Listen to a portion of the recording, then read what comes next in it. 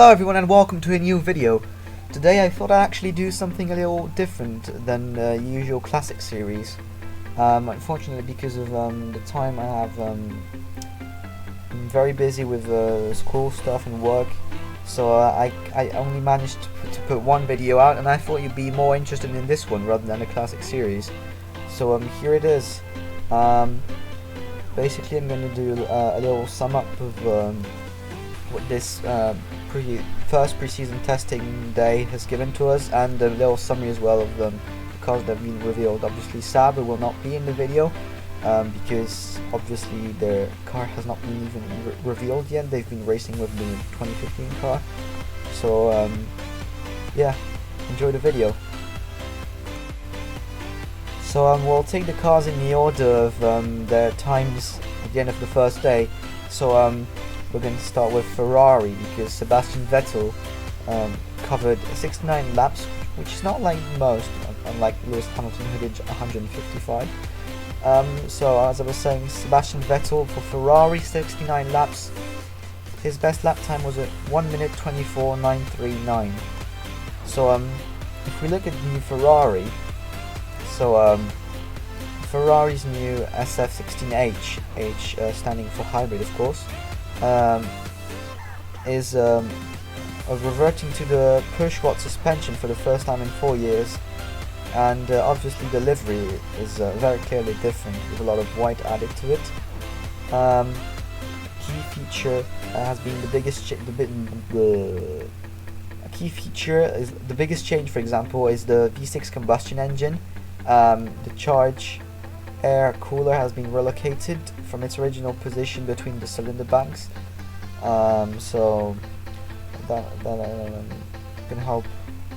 Maybe it will help the engine stay cooler. So we're going to see now an expert view from a Ferrari driver, so Sebastian Vettel obviously. He said, "When I joined the team there were a lot of people changing their positions and it was a difficult time to have expectations. But now we have had a much better winter to prepare, and therefore we will have a strong team, as we have seen already last year, but even stronger this year."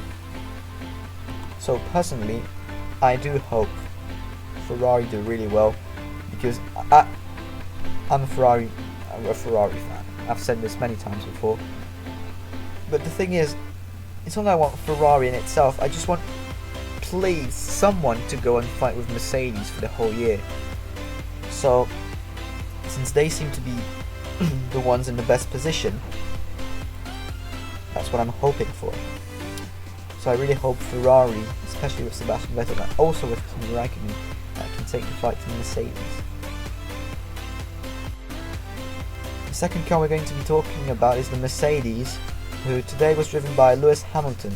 He covered 155 laps, which was the most from any driver this day. His best lap time was about half a second off the pace from Sebastian Vettel. He did a 1 minute 25.409. So I must say the car looks pretty much the same from the outside, but Mercedes have said themselves that it has a number of mini revolutions on the inside. So seeing an expert view from Mercedes technical director Paddy Lowe, he said, while the car may look very similar to its predecessor from the outside, underneath there are quite a lot of mini revolutions that make up an overall evolution for the new season. So Mercedes obviously have not remained idle during the winter break. It's obvious. No F1 team remains idle. If you do, you're out of competition basically. But Mercedes, I don't have a lot of thoughts on them. It's a team I don't particularly like, but for one reason. I don't like it because of how dominant it's been in the past. And I must say, before last year, like when Ferrari shut their mouth, they were going pretty arrogant. So I mean, I hope we'll see great fighting between Ferrari and Mercedes, as I said before. The third car of the field, which was the third we're going to talk about, is the Red Bull motorized by Tag Heuer, driven by Daniel Ricciardo for the first day. He completed 86 laps. his best being a 1 minute 26.044. So Red Bull team principal Christian Horner says the anticipated improvements to the team's Renault engine will create a season of two halves. So basically, they expect the engine to get a lot better in the second half of the season. That's what he means. So the key feature this year is that Red Bull's engine provider Renault will be assisted in its development of their engine by British company Ilmor, and so it will be branded Tag Heuer. Expert view, this time it's from Christian Horner, as we talked about before. I believe it will be a transitional year. I think we are going to start the year with some progress from the end of last season, but I think with our engine partner's commitment to buying a team, we will see staged progress during the course of the year. Obviously Renault buying a team, before they were not maybe as involved as they should have been in F1. Now racing in F1 again, they can't just build so-called shit engines. They have to do like something reliable and good. So that's what Christian Horner is hoping for. So the next car on the list is the Williams Mercedes from Valtteri Bottas. He was the one who drove today. He drove a total of 80 laps, just 6 less than Daniel Ricciardo. His best lap time was very close indeed, not even 500ths of a second from Daniel Ricciardo, 1:26.091. So Williams, it's obviously you've probably seen it. It's got the same colours from the past 2 seasons, but team principal Sir Frank Williams says it will be a challenge to remain in the top 3 teams, because Williams is not a manufacturer in itself, and it's quite difficult usually for a client team to remain on top like they're doing. It took them quite some time to get back to where they were, like when it was Nigel Mansell, for example. And then they dropped. I remember when Barrichello drove for Williams. Well, they were awful at that time. Now they like come back to some nice level, and it will be a challenge for them to keep this level, because I mean they don't have the same means, for example, as the others. So a key feature is the bulge where the side pod meets the engine's covers has grown in size. We must imply from that there's been a change in the internal packaging. So an expert view from Chief Technical Operator Pat Simons, the FW37 was a pretty effective car, and so we concentrated on understanding the areas where we could improve it without losing the attributes which made it effective. So as all teams, basically they tried to keep everything that was good and tried to improve what was less good without damaging what was already good. So yeah. Moving on now, we move to Force India. So Force India was driven by test driver Alfonso Celis, a Mexican driver. He drove a total of 57 laps, his best being a 1:26.298, about 2 tenths slower than Valtteri Bottas. So the Force India revealed their VJM09, that's how they called their car, just before pre-season testing got underway in Barcelona, and as we said before, it was Alfonso Celis who drove the car first. Force India, they haven't made a lot of changes, because they're like trying to like save for 2017. So basically it's an upgrade of 2015. They're basing their car on a 2015 rather than like building it from scratch again. So we'll have a professional view from Force India Chief Operating Officer Otmar Schnauer. I hope I said that right. The wind tunnel program in Cologne is maturing nicely, and I'm encouraged by the gains we have made over the winter. We found our rhythm with the tunnel and adjusted our working practices to improve efficiency. The same is true of our CFD tools in Brackley, where we invested heavily in 2014, which means we are making better use of our supercomputer capacity. The first major aero updates should be on the car in time for Melbourne, and we also plan another big step for the start of the European season.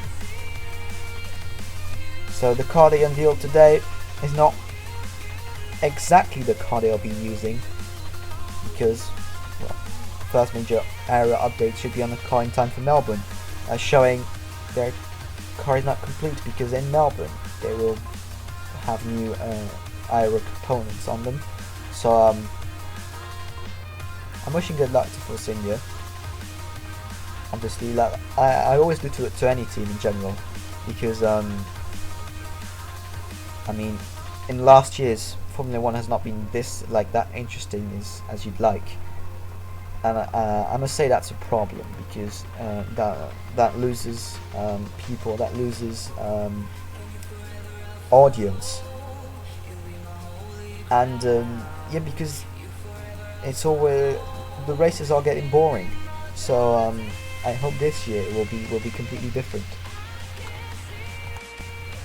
Our next car on the list is the McLaren Honda, who was driven today by Jenson Button. Clearly it's made a lot more, it's been able to drive a lot more than last year. I mean, Jenson Button today drove 83 laps, which I think was even more than the whole 3-day period. His best lap time was a 1 minute 26.735, so he was about 4 to 5 tenths behind Alfonso Celis in the Force India. I'm glad McLaren Honda has gone back, closed the gap, because seeing them always at the back with Manor basically, or Sauber, it was getting a bit, I was feeling sorry for them.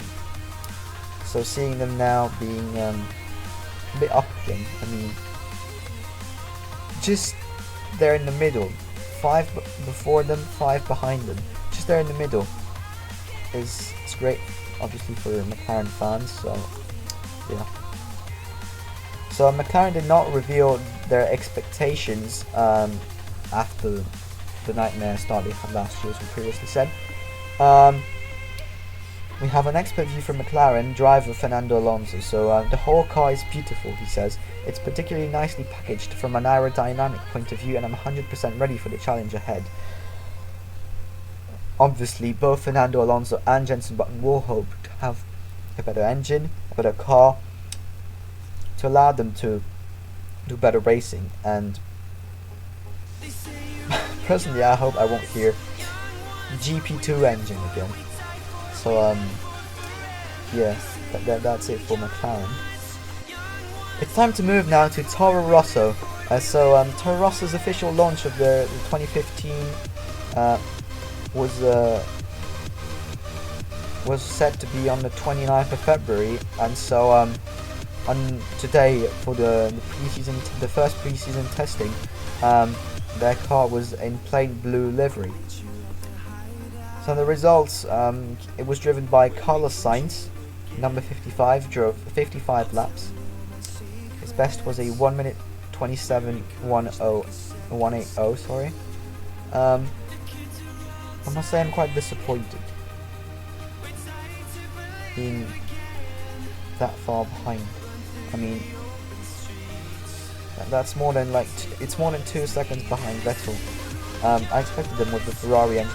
I know it's from last year, but I expected them to be a bit closer, even if not in position, at least time-wise, on a timetable. I personally hope they'll get better as well, because as I predicted, I think they'll finish ahead of Red Bull. I hope that will be, a good season for them. So unfortunately, we do not have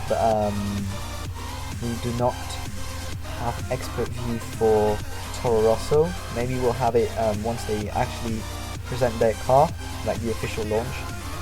So we can only say the most significant change is a switch from Renault to Ferrari power units, as we said before. So that's it for Toro Rosso. Moving on now, we'll do a quick parenthesis because it's time for Sauber. So Sauber, obviously, as you probably all know, have not presented the car yet, and have said it would come to the second test scheduled test that is not in Catalonia, they'll present it then. So they've been driving the 2015 car. It was Marcus Ericsson who drove. He drove a total of 88 laps, his best being a 1:27.555. I mean, they've probably been like trying some solutions for the car they're preparing. They've probably been trying during testing, but it doesn't say that much, being this basically being the car from last year. So there's not a lot to say about them. We'll come back to them once they actually unveil the car. Moving on now, we have 3 teams left. And guess what? It's time for Manor. Manor did not finish last. Pascal Wehrlein drove the Manor Mercedes powered car for 54 laps, his best lap time being a 1:28.282. So Manor's car for 2016, which is the MRT05, was unveiled obviously in Barcelona as well.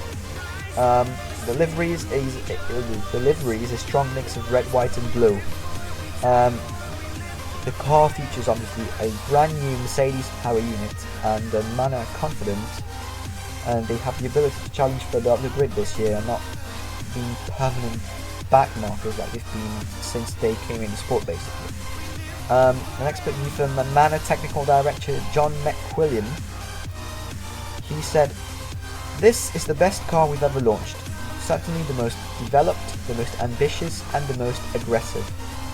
I must agree with them, because otherwise they would have not finished before the 2 missing teams that we'll be talking about in a minute.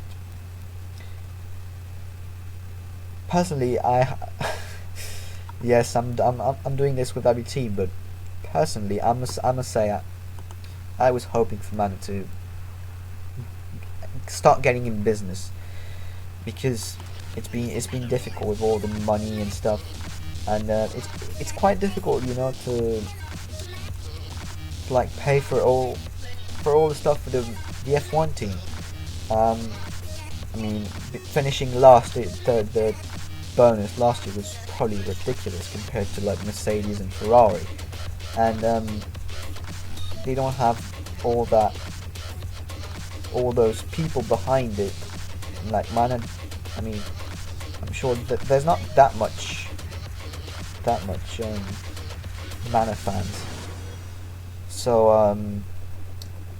I'm wishing for them the very best, and I hope they'll start moving up the grid, and like they're saying as well, because it's about time, isn't it? And guess who's coming next? The newcomers, Haas. So before we say anything, the driver, obviously, well, I'll just give him the lap times and stuff. So Romain Grosjean was the first to drive the Haas, a Ferrari powered car. He drove it for only 31 laps, his best lap time being a 1:28.399. These only 31 laps are due mainly to the fact that there has been a front wing failure as Grosjean was coming towards turn 1 on a flying lap. So they'll have to look at it. I mean, it's probably not that important, because we've seen in the past, as Roman said himself, Mercedes, I think it was Hamilton, breaking his front wing at Jerez, but still it was fixed and they understood the problem. So yeah, let's now move to key feature. So the Haas car was designed in the Maranello wind tunnel. Yes, basically it was designed at the Ferrari headquarters. It uses Ferrari's 2016 engine.